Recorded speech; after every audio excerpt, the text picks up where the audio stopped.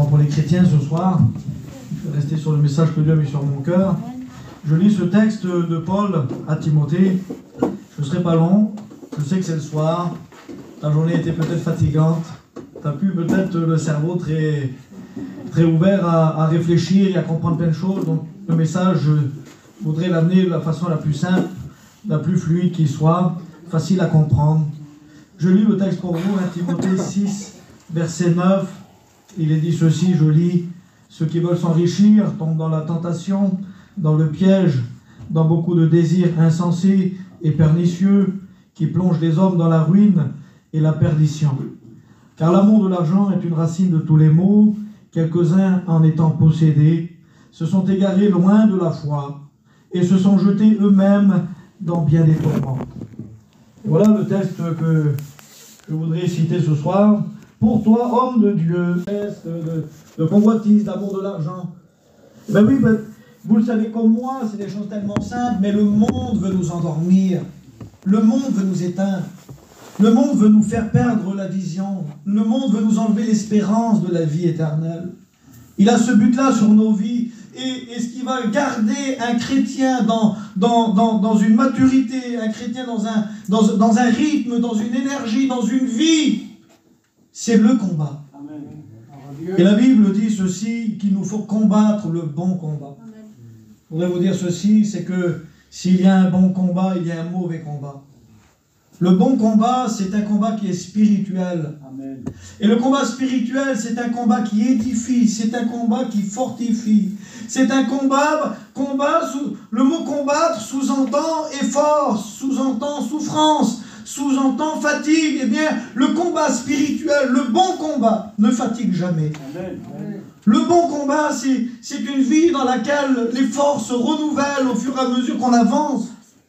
Au fur et à mesure des efforts que l'on fait, au fur et à mesure des consécrations, des sacrifices, eh bien, que l'on fait pour Dieu, on veut toujours aller plus loin, on veut toujours faire plus.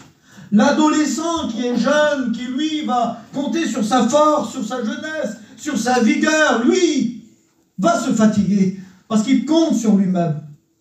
Mais celui qui se confie dans l'Éternel, la Bible dit, c'est-à-dire celui qui vit cette vie spirituelle, cette vie de l'esprit, il renouvelle ses forces. Amen. Il s'envole comme l'aigle, il court et ne se lasse point, il marche et ne se fatigue point. La vie chrétienne ne fatigue jamais. Mon ancien me l'a répété combien de fois, le spirituel ne fatigue jamais. C'est le bon combat. Et puis il y a malheureusement, frères et sœurs, un mauvais combat. On peut se tromper de combat, on peut se tromper d'ennemi, on peut se tromper de chemin. On peut combattre un combat dans lequel on a perdu d'avance.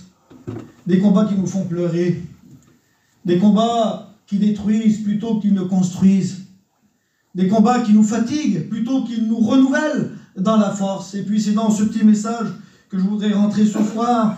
Vous connaissez ce peuple d'Israël, ce peuple qui était esclave en Égypte pendant ces 400 années. Et puis il y a ce texte dans Exode 3,7. Dieu parle et dit: j'ai vu, j'ai entendu et je suis descendu. Et Jésus, il intervient, Dieu intervient dans une vie, celle que nous avions auparavant. Nous étions ignorants, nous n'étions pas dans un combat, nous étions esclaves. Comment pourrions-nous combattre le monde? Comment pourrions-nous combattre l'ennemi de nos âmes? Nous étions des esclaves, et puis Dieu, dans sa grâce et dans sa bonté, nous a vus, nous a entendus. Et puis il est descendu, il nous a délivrés.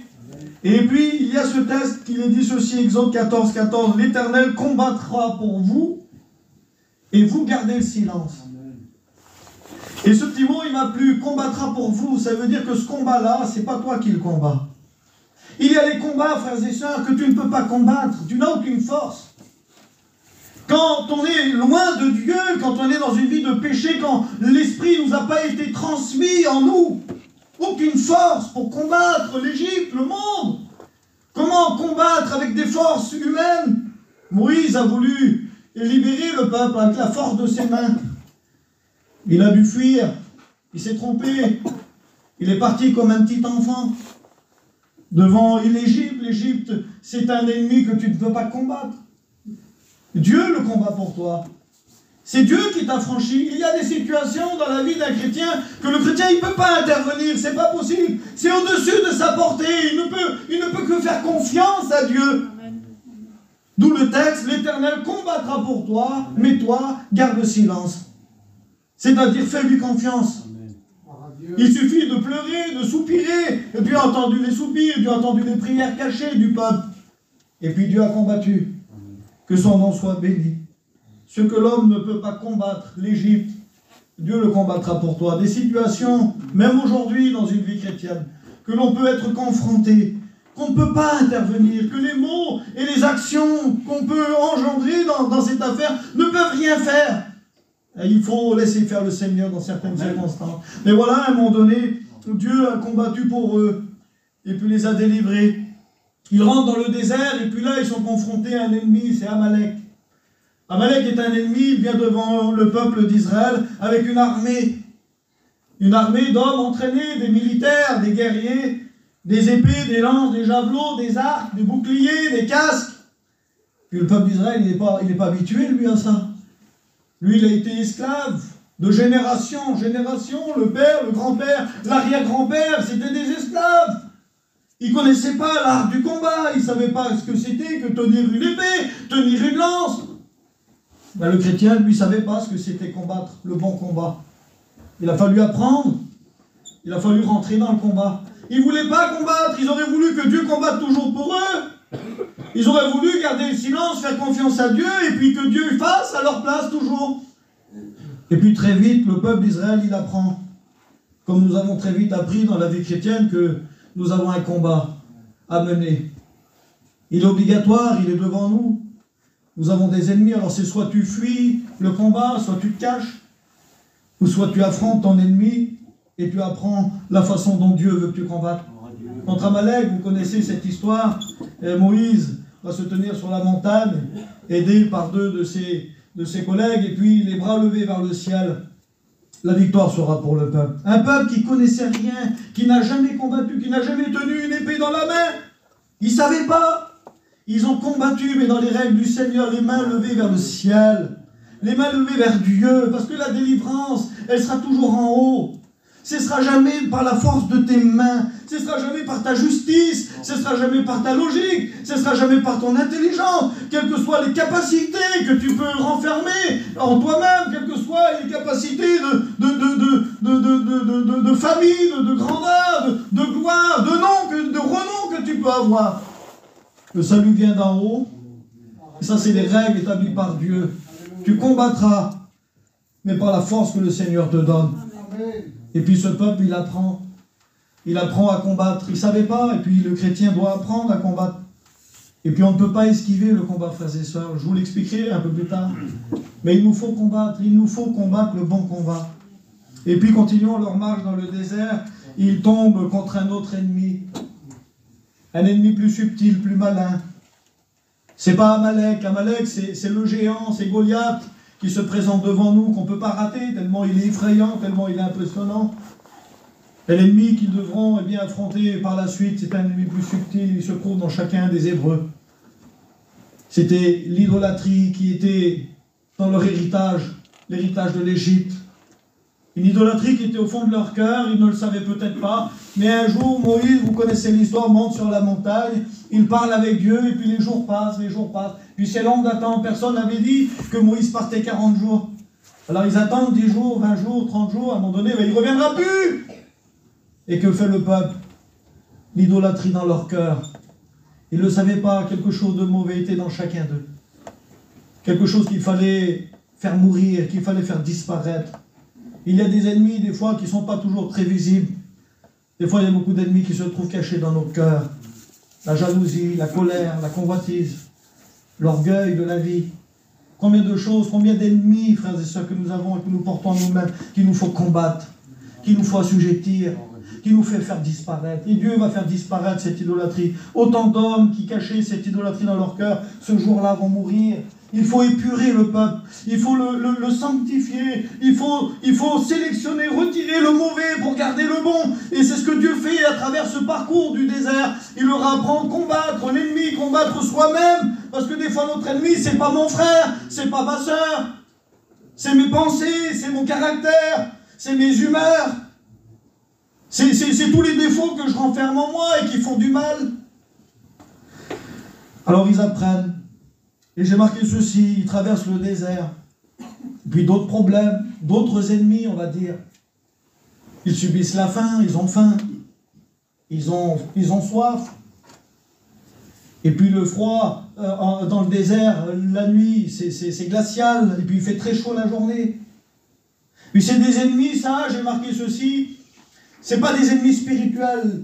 Et je voudrais attirer l'attention sur ce petit mot. Les complications que nous rencontrons dans la vie ne sont pas toujours spirituelles.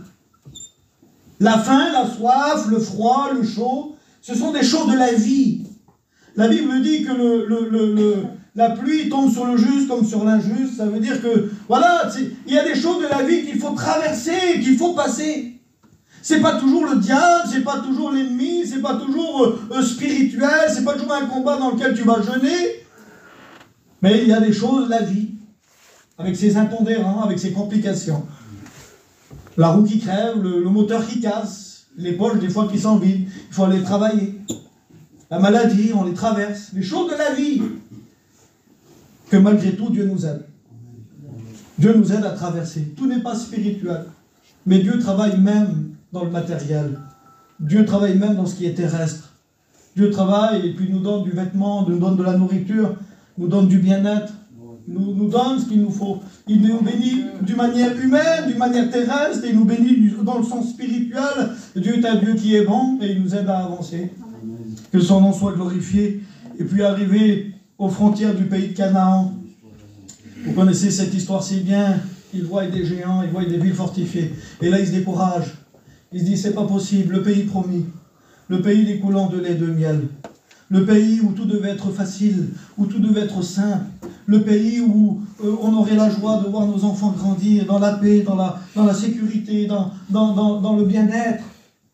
Voilà qu'on se confronte à des géants, à des villes fortifiées. Et puis il faut combattre. Ils étaient dégoûtés. Moi je les comprends. Ils auraient voulu un pays où tout soit facile. Et moi j'aurais voulu une vie chrétienne où tout soit facile. Où le bien-être soit à la portée de ma main, où la facilité, où toutes les portes s'ouvrent devant moi. Mais vous savez comme moi, et puis c'est une réalité, la vie chrétienne c'est pas ça. La vie chrétienne c'est un combat, qu'on le veuille ou non. Il y a des géants, il y a des villes fortifiées, il y a des combats. Et Dieu le veut. Écoutez, je vous ai pris ce petit texte dans le livre des Juges. Écoutez ce qu'il est dit. Voici les nations que l'Éternel laissa pour éprouver par elle Israël, tous ceux qui n'avaient pas connu les guerres de Canaan. Dieu les laisse, ces nations-là. Il voulait seulement que les générations des enfants d'Israël à venir connaissent et apprennent eux aussi la guerre, ceux qui ne l'avaient pas connue auparavant. Ça veut dire que Dieu veut, et c'est dans sa volonté à lui, que Israël soit continuellement en guerre. De la même façon que le Seigneur, il veut que le chrétien soit continuellement dans le combat. Et il sait pourquoi, et vous le savez pourquoi. J'en viendrai. J'ai marqué ceci, combattre pour rester libre. Rappelez-vous que nous sortons de l'esclavage. Et il faut combattre pour rester libre. Le jour que tu arrêtes de combattre pour ta foi, que tu arrêtes de combattre pour ton foyer, que tu arrêtes de combattre pour tes enfants, le jour que tu ne pries plus et que tu ne mets pas tes besoins spirituels devant le trône de la grâce de Dieu, il y a une puissance du monde qui revient sur ta vie. Tu redeviens esclave des choses passées. Si tu ne combats pas, si tu ne résistes pas, si tu n'es pas dans une position à vouloir faire reculer l'ennemi, c'est lui qui te gagne. Et la jalousie va revenir. Et la méchanceté va revenir. Les choses dont tu t'étais libéré, dont tu avais réussi à vaincre, tu avais réussi à gagner la liberté dans ta vie chrétienne, reviennent sur toi. Les mauvaises paroles, les mauvaises humeurs, le mauvais caractère. Parce que tu ne combats plus, parce que tu as baissé les bras, ces choses reviennent et tu reviens esclave. Alors il faut combattre pour rester libre. Et cela, il faudra le faire, non pas seulement aujourd'hui, non pas seulement demain. Il faudra le faire toute ta vie jusqu'à la fin. Combattre le bon combat pour saisir la vie éternelle. C'est ça le texte. Combattre le bon combat pour saisir la vie éternelle. Et j'en viendrai à ce deuxième point, je ne serai pas long. S'il y a un bon combat qui est spirituel, qui plaît à Dieu, on sait que ce combat plaît à Dieu, c'est pour cela qu'on se renouvelle. On sait que Dieu approuve, on ressent la joie de Dieu sur nos vies. Et puis il y a des mauvais combats, frères et sœurs. Il y a des mauvais combats, j'ai marqué ceci, le peuple s'installe. Il goûte à l'abondance. Il ne veut plus combattre, ça veut dire que les ennemis, ils sont au milieu du pays, mais on ne les combat plus. On les tolère. Ils sont là, on fait comme s'ils ne sont pas là, mais ils sont là quand même. Et puis il y a une influence sur nos vies. Il veut la prospérité, il veut l'abondance, qui ne la voudrait pas? Qui ne voudrait pas le bien-être? Qui ne voudrait pas une vie facile? Qui ne voudrait pas s'asseoir sur une chaise, croiser les bras et ne faire qu'écouter des messages et des prédications et abandonner toutes les responsabilités qui sont les nôtres? De vivre une véritable vie chrétienne et de témoigner à ceux qui sont perdus. Ils se sont installés. Et pas longtemps, parce que frères et sœurs, je vous le dis, il ne faut pas longtemps pour tout perdre. Moi je le dis souvent aux chrétiens de Lyon, dans mon église, je dis, on peut tout gagner dans le Seigneur. Et il y a une réalité que tu ne peux pas enlever, c'est qu'on peut tout perdre. Tu peux tout perdre. Un peu de sommeil, un peu d'assoupissement, un peu croiser les bras. Et puis soudain, la pauvreté, soudain. Très vite. Et puis ce peuple, très vite, dans les juges, livre des juges, ils sortent de l'Égypte, ils arrivent, Josué, c'est les combats, et à un moment donné, ils arrêtent de combattre, ils veulent la tranquillité, et on rentre dans le livre des juges, et là, on voit un déclin, on voit une lassitude, un déclin moral, un déclin spirituel, on n'a plus envie de combattre, on n'a plus envie d'avancer, on n'a plus envie de se sanctifier, on n'a plus envie de devenir meilleur, on n'a plus envie de grandir.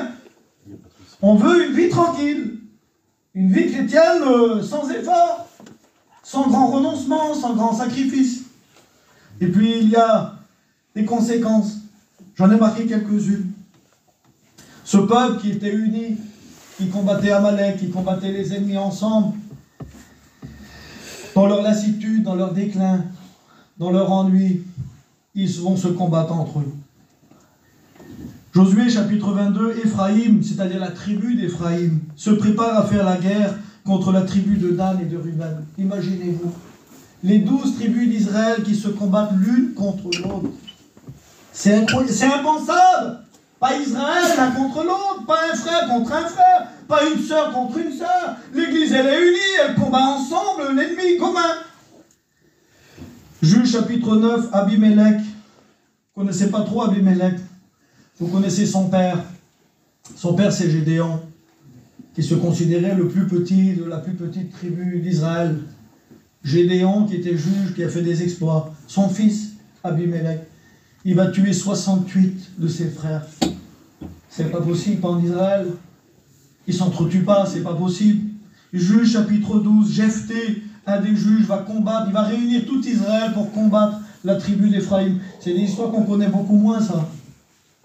Juge chapitre 20, à un moment donné, la tribu de Benjamin va faire comment on dit, quelque chose d'infâme, une infamie en Israël.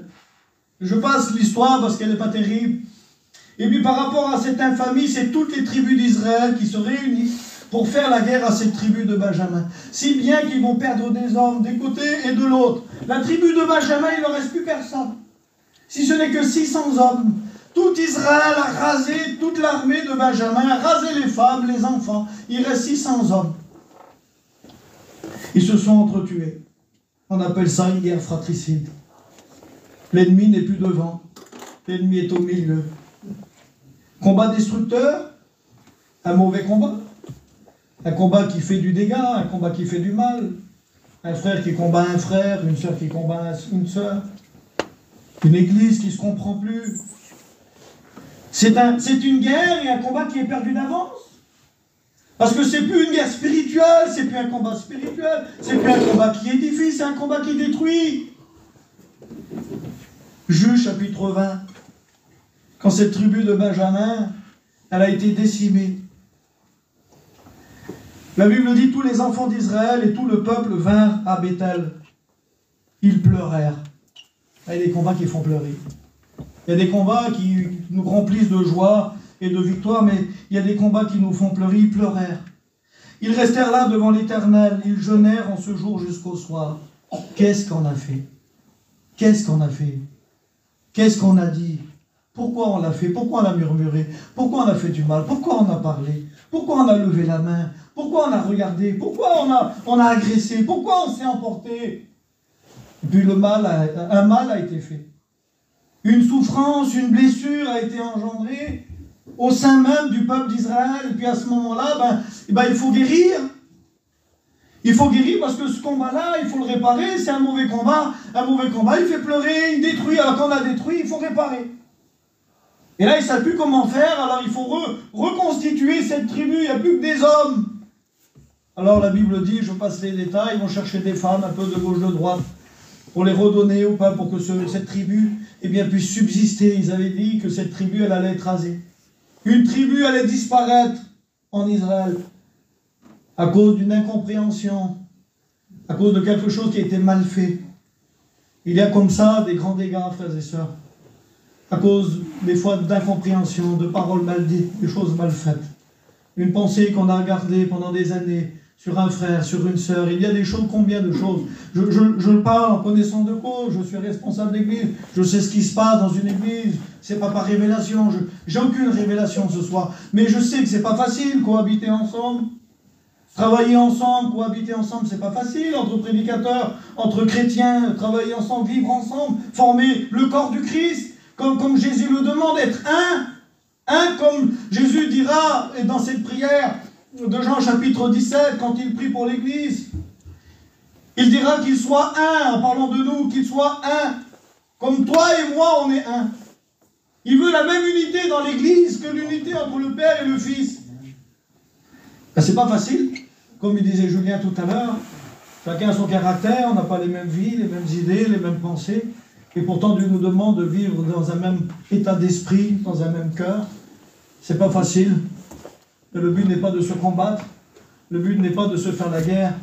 Il y a des combats, je vous le dis à l'avance, ils sont perdus d'avance. Tu vas faire du mal à ton frère, tu te feras du mal. Il nous faire attention, frères et sœurs, à ce qu'on dit, à ce qu'on fait, à ce qu'on pense. Une pensée t'éloigne d'un frère. Il le disait, Niki tout à l'heure, il disait qu'il est bon, qu'il est doux et agréable pour des frères, de pouvoir se regarder en face, de vivre ensemble. La paix de Dieu. La paix après une guerre, quelle beauté, réconciliation. D'être ensemble, c'est toujours mieux que d'être l'un contre l'autre. C'est toujours mieux d'être tous ensemble, unis, forts, contre un ennemi qui est devant nous, que de s'entretuer entre nous, frères et sœurs. Vous le savez comme moi. Alors nous devons, frères et sœurs, constituer cette église, ce corps, la Bible dit bien coordonné. Ces membres qui ont chacun une place, chacun une fonction, chacun un don, chacun a reçu un don particulier. Paul dira, on a tous reçu quelque chose de bon. L'unir ensemble pour former une église merveilleuse et glorieuse. Je finis par là. Les rapports humains ne sont pas toujours faciles.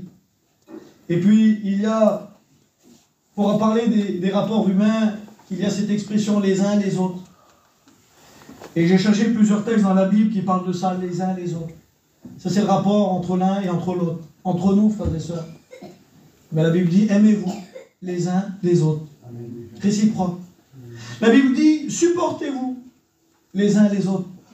Ça, c'est les rapports entre nous, frères et sœurs. Aimez-vous les uns les autres, supportez-vous les uns les autres. Il y a un autre texte qui dit, se regardez les uns les autres.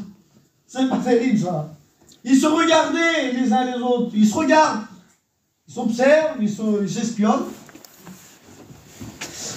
Et puis il y a ce plus merveilleux texte qui est dans l'évangile de Jean, et je finis par là. Jésus, à un moment donné, la Bible dit qu'il va montrer le sommet de son amour.